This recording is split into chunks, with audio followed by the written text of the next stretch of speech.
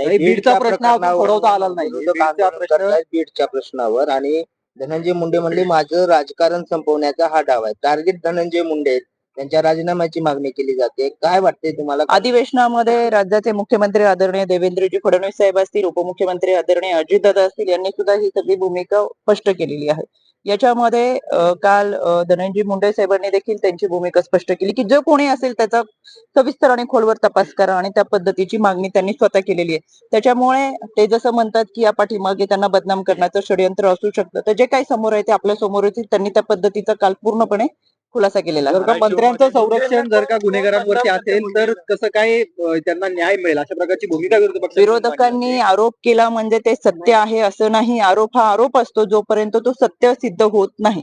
त्याच्यामुळे आपल्या समोर जी सत्यता आहे ती समोर आल्यानंतर आपण याच्यावरती सविस्तर चर्चा केलेली योग्य राहील.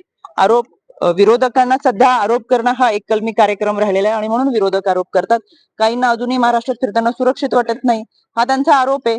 पण मला त्या निमित्तानं सांगायचंय की त्यांच्या बरोबरच्या लोकांवरती सगळ्यात जास्त गुन्हे आहेत. त्याच्यामुळे त्यांच्या सोबत असलेल्या पदाधिकाऱ्यांवरतीच लगाम घातला आणि अशा लोकांना पक्षातून निलंबित केलं, त्यांच्यावरती कारवाई केली तर निम्मा महाराष्ट्र सुरक्षित होईल. धाराशिव मध्ये पण एका सरपंचावर